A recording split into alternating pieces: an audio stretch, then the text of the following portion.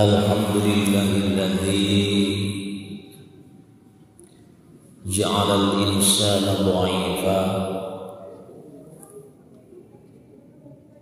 walhamdulillahilladzi ja'ala syahra Ramadan syahrul mubarak. Asyhadu an la ilaha illallah wa asyhadu anna Muhammadan abduhu wa rasuluh.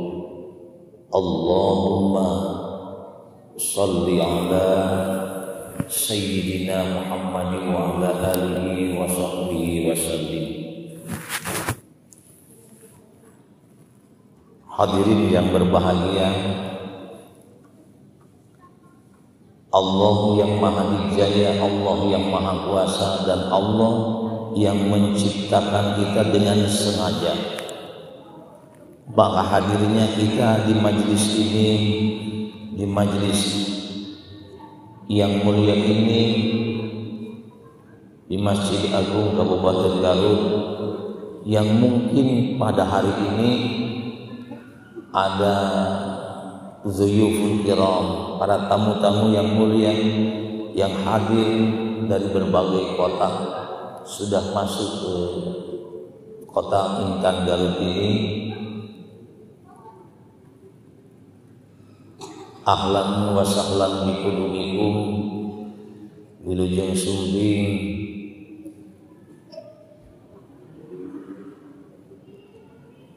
Kita bersyukur kepada Allah, dipilih oleh Allah untuk dijadikan makhluk yang istimewa, yaitu manusia. Sebagaimana dikatakan Allah, laqad khalaqnal insana fi ahsani taqwim. Tapi bukan hanya bentuk saja kita istimewanya, tapi Allah titipkan keistimewaan kita dengan nikmat diniyah kita, yaitu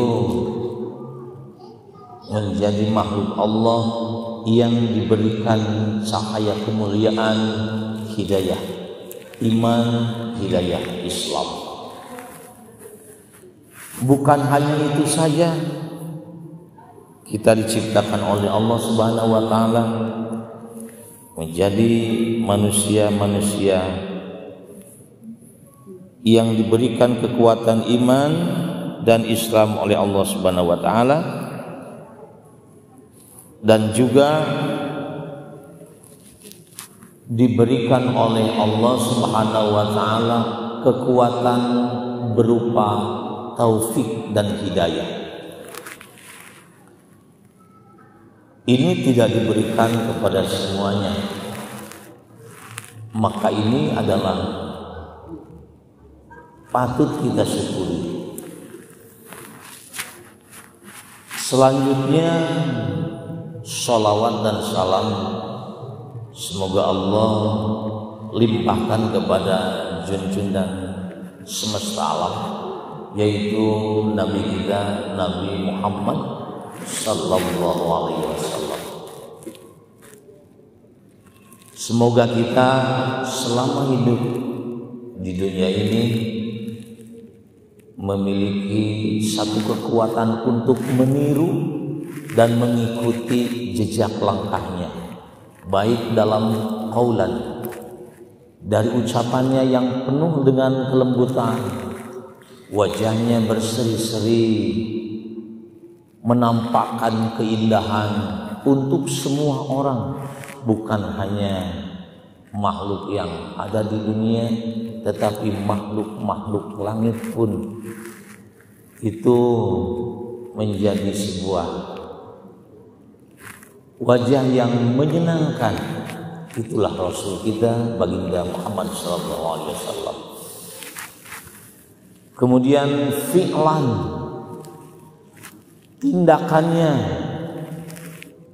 mudah-mudahan bisa diikuti, tata caranya, yaitu dengan membiasakan dan mengistiqomahkan untuk berdoa setiap langkah. mulai kita beranjak dari tempat tidur, bangun tidur sampai tidur kembali, semoga langkah kita ini meniru dengan sunnah-sunnahnya.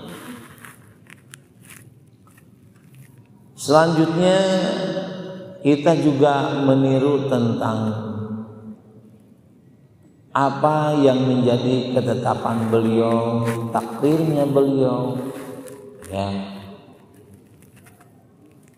Dan pada hari ini nampak umat Islam semuanya berbondong-bondong mencintai Baitullah, yaitu masjid. Alhamdulillah wa syukurillah. Ini di awakhir Ramadan. Semoga ini nampak juga nanti di bulan Syawal. Itu.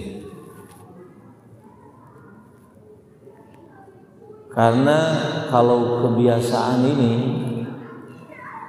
di tanggal 1 Syawal atau 2 Syawal, 3 Syawal sampai 4 Syawal ini, minal aizin itu kembali itu menjadi biasa lagi. Satu baris, bahkan mungkin di situ ya kebiasaan rutinitas dulu kembali lagi. Nah, ini mudah-mudahan kita di sini kita akan bangkit terus istiqomah seperti ini. Termotivasi dengan adanya Lailatul Qadar, semoga kita semangat dalam menjalankan ibadah. Dan semoga ibadah kita, kemudian sholat kita, zakat fitrah kita, zakatul mal dan sebagainya diterima oleh Allah Subhanahu wa taala. Terutama saum kita selama bulan Ramadan ini. Hadirin yang dimuliakan oleh Allah Subhanahu wa taala, kita berdoa dulu untuk sepuh-sepuh kita, untuk orang tua kita yang sudah tiada, ya Allah, yang berjasa untuk kita semuanya. Juga kepada guru-guru kita, masyayikh kita, para kiai, para ajengan, para muallim kita, mursyid kita, tokoh-tokoh masyarakat juga yang sudah tiada. Mari kita sama-sama untuk mendoakan semoga mereka berada dalam maghfirah Allah Subhanahu wa taala. Selanjutnya kita doakan bagi mereka yang sedang terbaring di tempat, di rumah sakit, ya. Mereka mudah-mudahan oleh Allah cepat sembuhkan. Kemudian anak-anak kita dijadikan menjadi anak-anak yang soleh, solehah, yang berbakti kepada orang tuanya, berbakti kepada agamanya, berbakti kepada bangsa dan negaranya. Ya Allah, mudah-mudahan menjadi generasi yang nanti akan membangun baldatun thayyibatun wa rabbun ghafur. Selanjutnya terakhir kita berdoa semoga Allah kucurkan rizki kepada kita, rizki yang halalan thayyiban mubarakan manfaatan li hayatina lil akhirah. Syai'u lillahi lana wa lahumul Fatihah. A'udzu billahi minasy syaithanir rajim. Bismillahirrahmanirrahim. Alhamdulillahi rabbil alamin. Ar-Rahmanir Rahim. Maliki yaumiddin. Iyyaka na'budu wa iyyaka nasta'in. Ihdinas siratal mustaqim. Siratal ladzina an'amta 'alaihim ghairil maghdubi 'alaihim waladdallin. Amin. Mari kita untuk subuh ini kita kaji sedikit tentang doa di akhir Ramadan, di hari raya Idul Fitri. semenjak dulu dari sekarang ini sampai sekarang ini tertera dalam pamflet, tertera dalam kartu lebaran, di-share juga melalui HP, ada kata-kata minal aidin wal faizin. Ini kita jelaskan bahwa itu hanya potongan dari akhir doa. Di situ doanya enggak termaktub, tidak tertulis doanya. Doanya apa? Nah, nanti kita terangkan. Tapi yang paling aneh juga,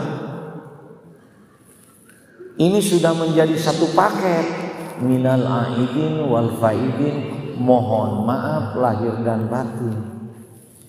Sehingga kalau kita tanya kepada anak-anak kita, semua saya tanya, coba apa artinya minal aidin wal faizin?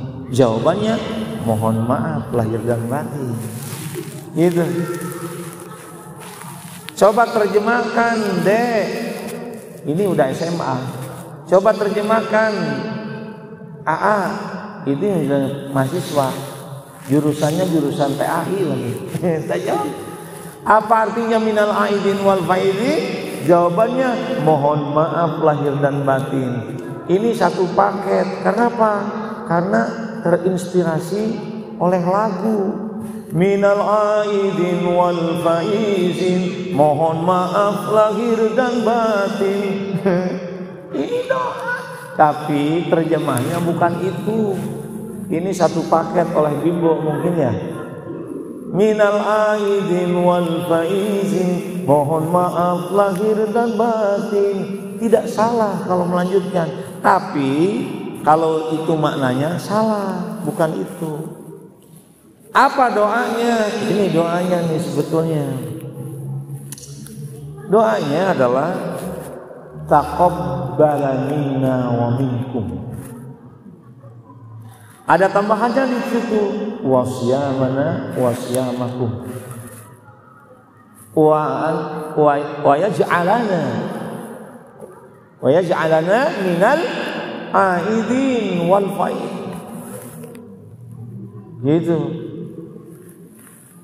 Taqabbal minna wa minkum. Segitu juga yang jadi masalah. Taqabbal minna wa minkum minal aidin wal faid. Boleh juga. Tapi kalau yang lengkap, taqabbal minna wa minkum siyamana wa siyamakum wa yaj'alana minal aidin wal faid. Itu. Nah, kalau terlalu panjang, ya taqabbal minna wa minkum yaj'alana minal aidin wal faid.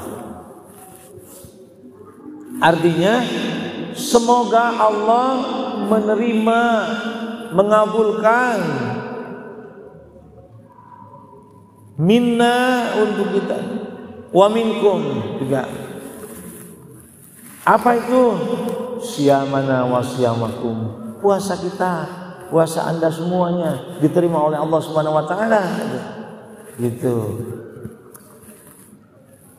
Baru wa yaj'alana minal aidin wal faidin. Semoga Allah menjadikan kita ini minal aidin, menjadi orang-orang yang kembali. Nah, di sini kembalinya ini mungkin saja di mana? Bisa saja secara fisik minal aidin itu kembali yang mudik. Aid itu di mana mudik? Kembali. Makanya sekarang kan ini budaya mudik udah digelontorkan lagi oleh pemerintah. Silakan pulang, kembali kan. Ada kalau satu lagu dari orang Malaysia bilangnya balik kampung, oh balik kampung katanya. Kalau di Malaysia itu namanya balik kampung. Kalau di kita mudik. Itu. minal aidin, mudik itu nggak apa-apa. Dan itu budaya yang sangat luar biasa. Hampir tidak ada menjadi budaya di belahan dunia kecuali Indonesia, paling-paling ya mungkin Malaysia mudiknya nggak terlalu jauh. Ini ada yang kembali lagi pulangnya dari Garut sampai ke Sulawesi, ada yang dari Aceh pulang sampai ke Papua ada. Ya Allah, karena istrinya di Papua, kemudian dia kerja di Aceh, dia punya rumah di Aceh, bisa saja dari Sabang sampai Merauke dia pulang di situ dengan biaya yang tinggi juga. Minal aidin, boleh. Kenapa? Ini juga merupakan fitrah manusia. Karena kembali ke tanah air itu menjadi fitrah. Kembali ke kampung itu fitrah. Berjumpa dengan orang-orang sahabat-sahabat bahasa kita ini karuhun, itu fitrah. Itu bisa kembali. Mudik itu fisiknya bisa saja itu adalah mudik. Tidak dilarang dan itu tidak berdosa. Bagus. Apalagi kalau mudiknya itu punya niat untuk barangkali menengok, bersilaturahmi, menjadikan ikatan nasabiah lebih erat, untuk menengok saudara-saudaranya yang mungkin berapa tahun tidak bertemu di sana, kemudian berjumpa dan bersilaturahmi, bahkan memberikan salam wa kalam wa sadaqah. Jadi disebutnya salam gebel. Nya salaman, nya digewelan kan gitu. Ya 1 tahun sekali lah digewelan artos anu gambar Soekarno Hatta. Kan enggak apa-apa. Luar biasa. Punten ujang di mana tuh kawit nasrat. Sereset. Ini apa ini? Ini apa? Ditinggal itu. Ya Allah. Waduh. Sampai ya, tuh nggak jadi masalah, nggak masalah. Tidak diharamkan, tidak, menyenangkan itu, ikhlas, kan gitu. Wah, kalau kita biasakan ada orang kaya di Garut ini, yang dia suka membawa uang di sakunya. Dia tatkala Jumatan, dia tatkala ini apalagi Lebaran itu merekis tuh, sakunya 4. Yang di sini 5 ribuan, yang ini 10 ribuan, 20 ribuan, 50 ribuan. Jadi kalau ketemu dengan anak-anak, keluarkan yang 5 ribu tuh, nggak apa-apa. Yang 5 ribu itu untuk anak itu menyenangkan sekali. Apalagi yang 5 ribunya nu heuras. Nah beda atuh nilainya nu heuras jeung nu lecek gitu. Nu lecek ke tukang parkir kok ge hoream komo nu keur mahlit lecek geus dirapat dirapat nanti kuremeh gitu. Dirapat tak kuremeh. Pisti aku nggak berhilang gitu. Nah, 5.000. Tapi ambak oge tah. Tukang parkir, mere nu kieu. Padahal nilainya sarua, tapi casingnya kan beda. Nah, makanya urang budaya namanya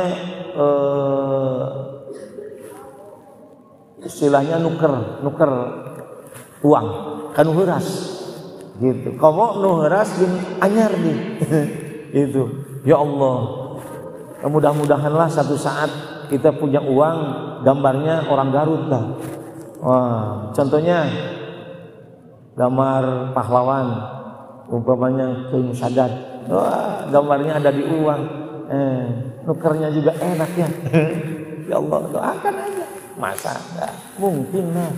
Gambarnya Pak Kiai Sadat di situ. Wih, bangga kita orang dari Garut. Ya, ada gambar orang Garut, Kiai Garut di dalam uangnya yang kita berikan. Ya Allah, itu hebat luar biasa. Langsung saja. Karena beliau juga adalah bisa menjadi pahlawan Baik sekalian, itulah datang ke sana. Tapi bukan hanya sekedar mudik itu untuk pamer aja, pamer jabatan gitu. Wah ini beda ya. Kalau ada jabatan tapi tanpa salam gewel mah kurang. Walaupun jabatannya tinggi, semakin tinggi jabatannya tidak ada salam gewel, itu kurang gitu nih. Itu sekarang ini. Maaf ya. Bahasa THR ini udah menjadi lumrah kepada siapa saja. Baik. Ya, yang tidak boleh adalah kita berbangga-bangga di hadapan orang kampung, kemudian yang dari dulu kita ini terlalu banyak ini, kemudian jadi takabur kemewahan kita. Saudara-saudara kita makin pakai sepeda, kita sudah pakai mobilnya yang harganya 1 M ke atas. Wah, kalau bisa teman-teman kita yang dulu yang pernah ketemu di situ, ajaklah. Urang babaturan cemilulah ka dieu. Urang jajan ke itu, gitu. Aja pakai mobil kita, luar biasa itu, seneng sekali. Ya, ulah kieu mah keur mah kana mobil, urang mobilna alus, babaturan urang kana sepeda, keuna kana becek, dicepet sekaligus, brot, babaturan, ditinggali teh, babaturan urang nyeblok, kucai lencang, tadi. Mual kayu seumur-umur eta. Lamun teu pependak eta, kumaha lu minta maaf nah hese eta. Coba kita ramah menjadi tamu, maaf yang akan mudik itu jadi tamu yang baik, yang menyenangkan yang di sekitarnya. Begitu juga kita kalau kedatang ketamuan menjadi penerima tamu yang baik. Itu. Oke ya, itu mudik fisik.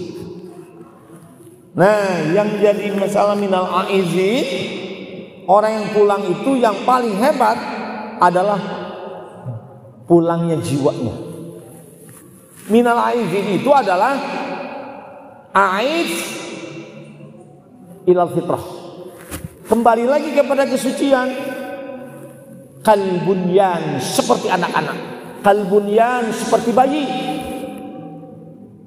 Di dalam hadis dinyatakan kullu maulurin yuladu alal fitrah, bahwa setiap manusia yang lahir itu, bayi itu adalah fitrah, suci batinnya, gitu. Suci lahirnya, suci batinnya.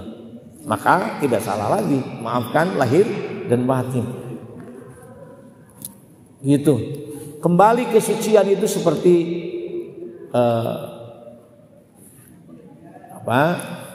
bayi. Kemudian minal aizin itu bisa saja jiwa kita ini kembali untuk mengingat. Contohnya kita berzikir mengingat orang-orang yang berjasa pada kita sekalian. Mungkin saja orang tua kita sudah tiada, tengoklah kuburannya. Boleh. Kita bisa ziarah kubur. Ya, tengoklah, walaupun itu adalah hanya tandanya saja, tapi itu menjadi sebuah tengokkan kita. Walaupun secara hakikatnya kita berdoa di sini sampailah kepada Allah, kepada mereka yang dicintai kita melalui kekuasaan Allah. Kita doa di sini dengan Al-Fatihah, kita yakin nyampe. Tapi tanda tatkala kita di depannya kita nih kuburan teman saudara kita, ini akan mengingatkan bahwa kapan kita jadi ini, itu zikrulnya. Karena makanya disebut ziarah kubur itu dulunya dilarang, pernah dilarang. Itu karena dijadikan menjadi satu ratapan dan menjadikan terbalik. Kita minta kepada yang kuburan, itu yang tidak boleh, haram. Tapi tatkala kita melihat nama di kuburan kita ini ada di situ, ya, Bapak Haji Komaruzaman almarhum, Bapak Ibu Hajah Siti Badriah.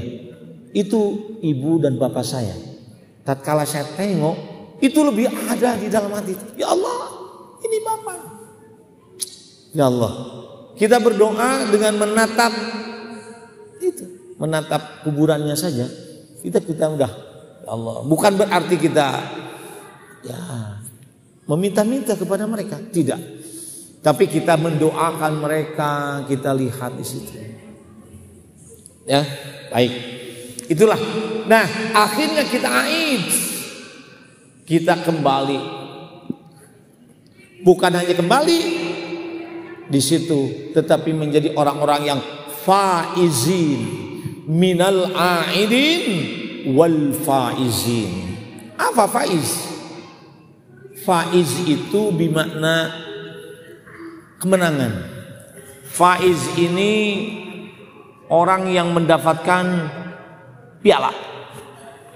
Faiz itu namanya. Setelahnya apa? Setelahnya berlomba. Jadi tidak ada piala kalau tidak ada perlombaan.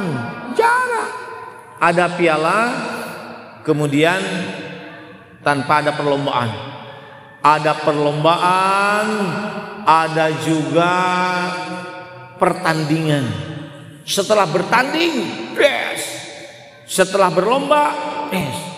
Nah, orang-orang yang berlomba dan bertandinglah yang mendapatkan piala. Cuma pialanya tidak nampak. Kalau ini minal aizin wal faizin itu, apa pialanya? Piala Lailatul Qadar. Piala Lailatul Qadar ini tidak nampak oleh Allah Subhanahu wa taala. Allah pilih melalui malaikatur roh. Salamun hiya hatta matla'il fajr. Mereka turunkan dengan komando dari malaikat Jibril. Siapa yang mendapat pahala? Yang berbondong-bondong, yang masbur khairat, fastabiqul khairat. Di antaranya seperti ini. Banyaklah berdoa, banyak berzikir, banyak sholat, banyak sholawat. Nah, Allah pastikan siapa nih? Ya, mana yang banyak alasan, mana yang betul ikhlas. Ada juga yang mungkin saja dia semalam suntuk, dia tidak tidur.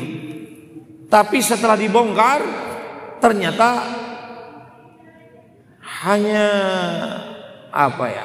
isinya ternyata menjadi bongkahan-bongkahan bahan ngantuk saja. Kenapa dia tahan ngantuk? Tapi ternyata dia tidak mendapat apa-apa. Apa mungkin bahasanya nih Allah? Oh, mungkin nilainya ternyata kalah dengan ketidakikhlasannya, karena dendamnya, karena ada iri dengkinya, karena mengkhianati siapa saja, karena dolimnya sama orang. Dia berdoa kepada Allah, tapi orang didolimi. Tidak boleh, tidak bisa. Orang, wah hebat, luar biasa, itikafnya luar biasa, tapi korupsi tidak bisa. Terhapuskan korupsi itu. Mendolimi rakyat tidak boleh. Mendolimi anak sendiri tidak boleh. Mendolimi istri saja tidak boleh. Gitu. Makanya yang mau itikaf itu betul-betul harus antarodin dua-duanya tuh. Jangan sampai nanti kita tinggalkan istri, tinggalkan anak yang sekarang ini kan minta baju baru dan sebagainya, dia tinggalkan untuk itikaf 30 hari. Padahal dia tidak tinggalkan makan, tidak tahu. Ini tidak, padahal itu adalah memberikan nafkah, itu menjadi kewajiban. Itu pengkhianatan, tidak bisa. Itu tip pendoliman, harus dikasih lah. Kalau bisa mau sebelum itikaf itu dikasih nih. Mama ini untuk anak-anak udah persiapkan papa semuanya nih. Minta ridhonya ya, saya mau itikaf dengan Allah Subhanahu wa taala. Saya tinggalkan mama ya. Anak-anak ya. Oke, siap papa. Mangga. Doanya gitu, ridho semua. Anak-anak gitu. Nah, Bapak tinggalkan ya, selama 15 hari akan itikaf, tapi adek wayana, ini saya sudah titipkan, mau beli baju baru itu silakan. Ini untuk adek. Kan gitu. Ini hutang-hutang dibayar. Jangan sampai nanti kita itikaf menghindari hutang. Karena banyak yang cari kita karena kita hutang ke Bank M, kan yang udah bilang dalik. Kemudian kita dicari-cari oleh ini, kita tahu-taunya itikaf di sini. Kata Allah, ya Allah ada kewajiban lain. Maka untuk itulah semoga kita menjadi orang-orang yang dicintai Allah dan diridhoi oleh keluarga kita, oleh hadirin kita, oleh keluarga kita, dan oleh semua orang, menjadi manfaat untuk mereka semua, bukan untuk menjadi madarat untuk orang lain, gitu kan? Minal aidin wal faizin. Jangan terbalik tuh. Jangan minal aizin wal faidin. Artinya kalau minal aizin wal faidin itu izin ka faidin itu. Kalau minal aizin wal faidin, itu artinya minta izin ka faidin. itu padahal minal aidin pakai minal aid menjadi orang-orang yang kembali kepada kesucian, wal faizin dengan orang-orang yang mendapat kemenangan, yang mendapatkan kemenangan dari Allah Subhanahu wa taala. Itu luar biasa. Saudara sekalian yang dirahmati Allah Subhanahu wa taala, ini menjadi sebuah harapan kita. Kita boleh mengharap kepada Allah Subhanahu wa taala untuk dijadikan orang-orang yang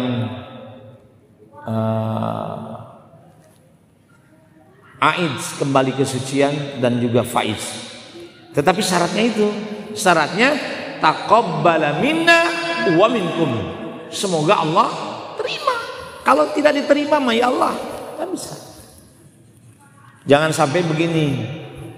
Saya pernah menerangkan sebuah riwayat.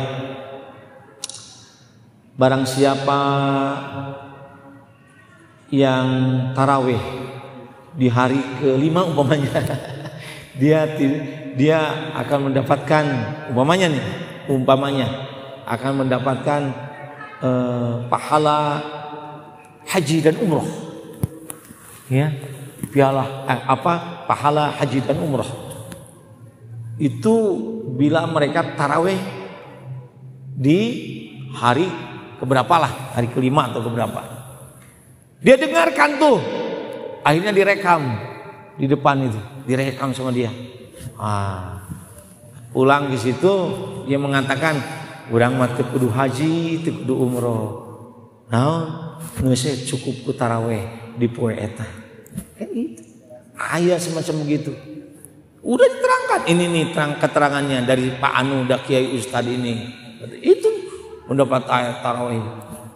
Padahal itu hanya motivasi saja, ya, motivasi saja.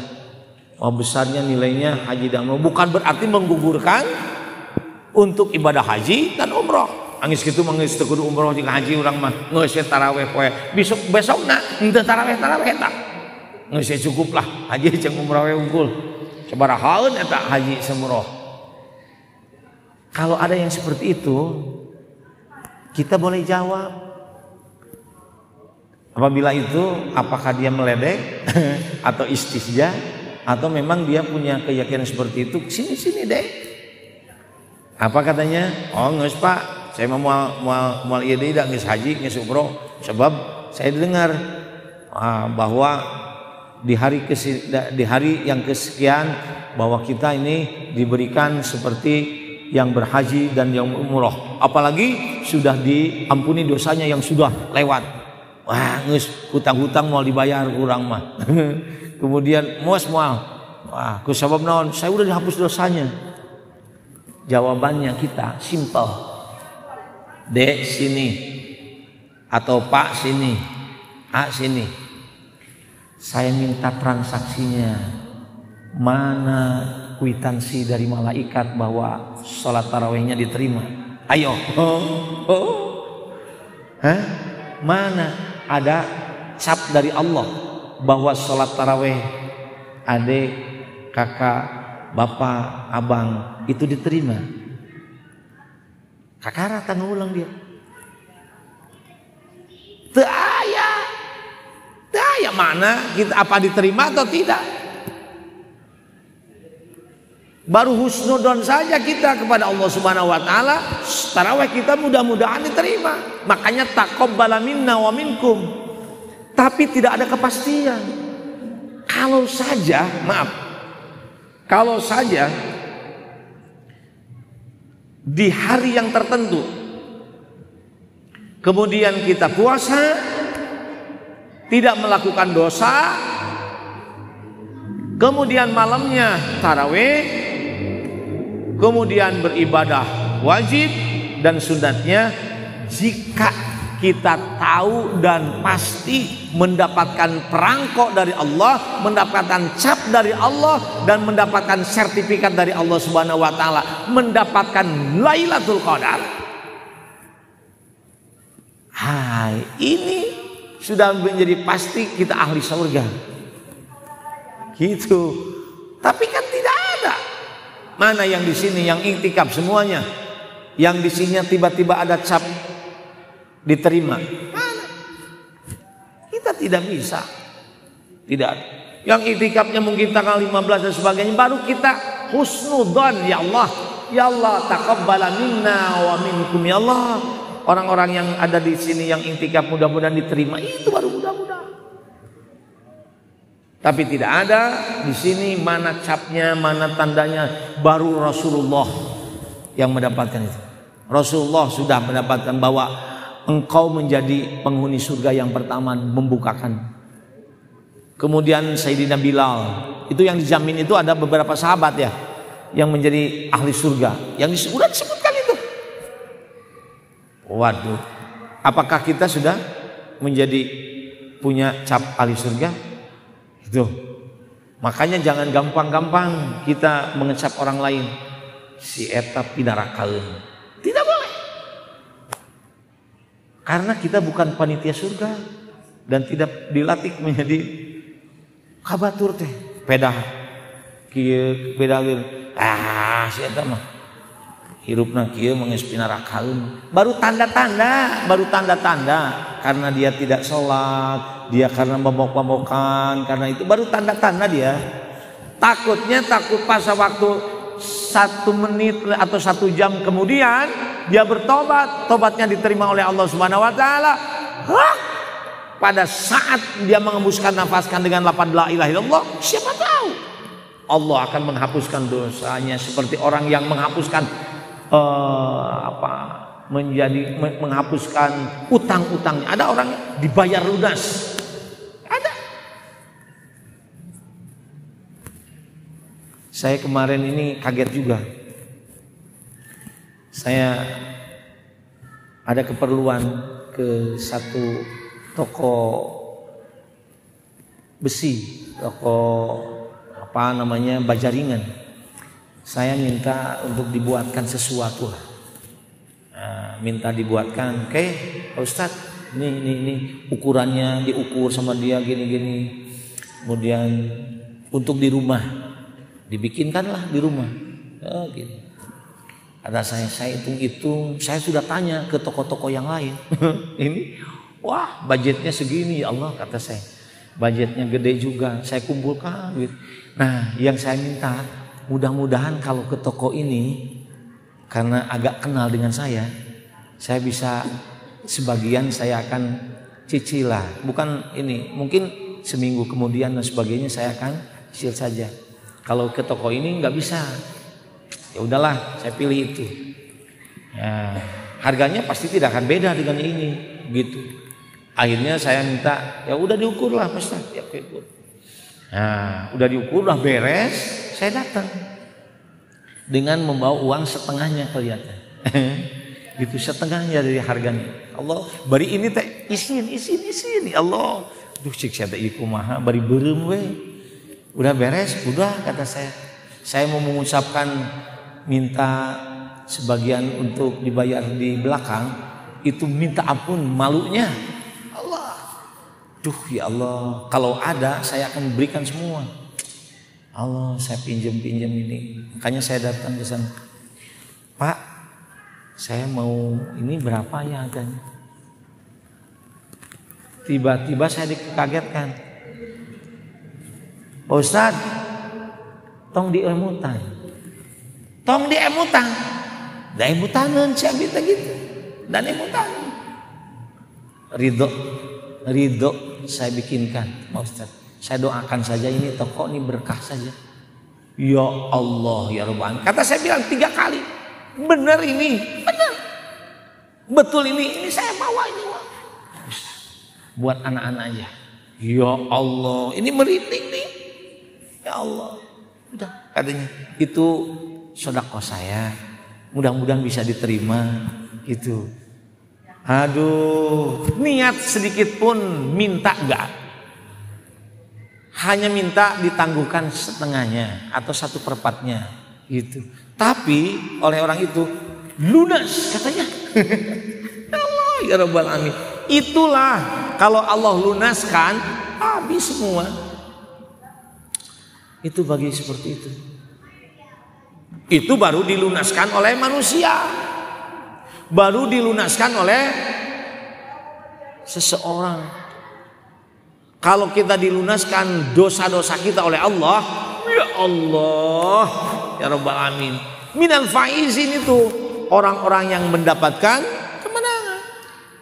Kata Allah, geus bae nu baheula mah. Geus tu kudu dipikiran.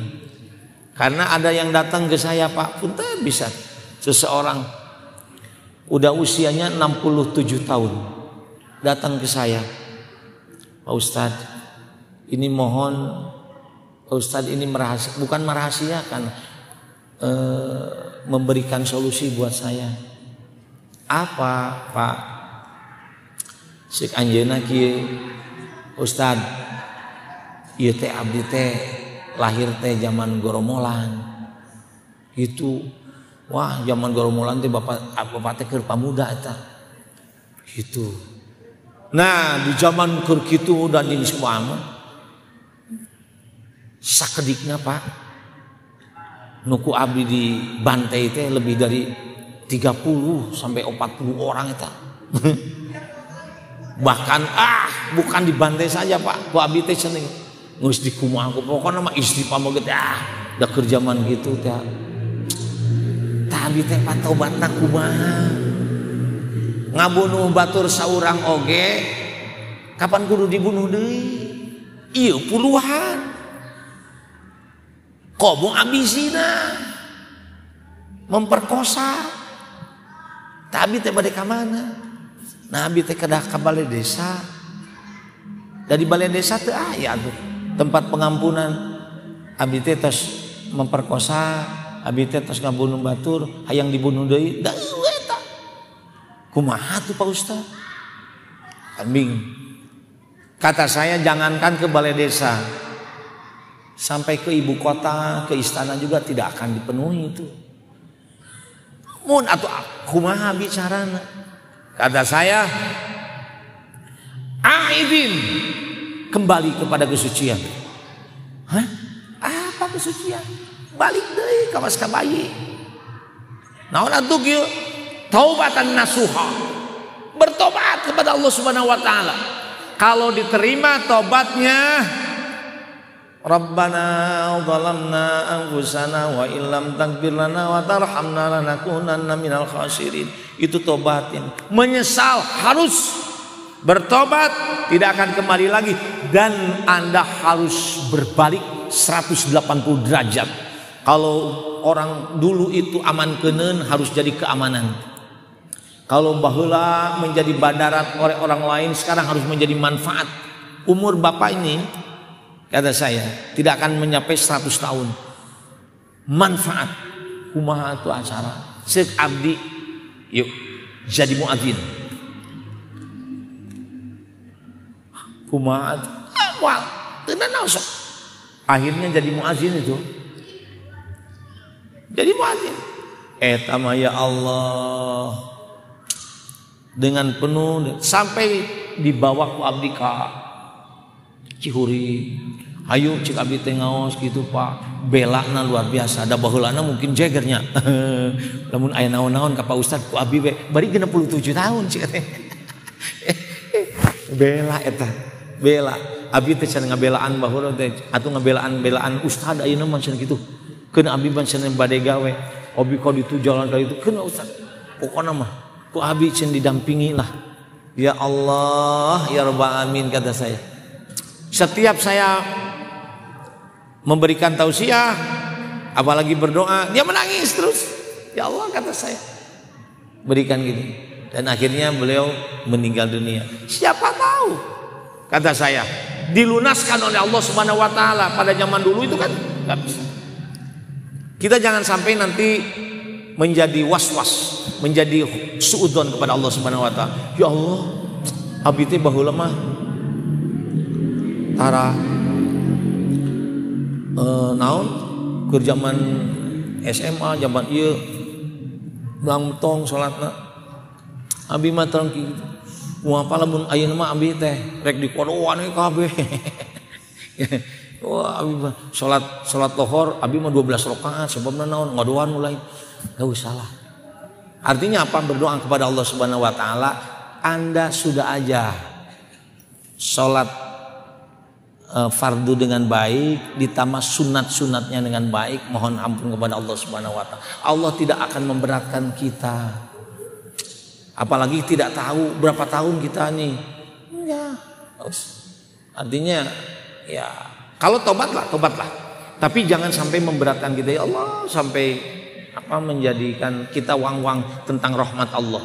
Jika mau diterima abdi teh kieu loba kene dosa, entom gitu. Allah mah lamun cek Allah lunas. Karena Allah hak yang prerogatif, bukan hanya direktur, bukan hanya direktur mah sabaraha.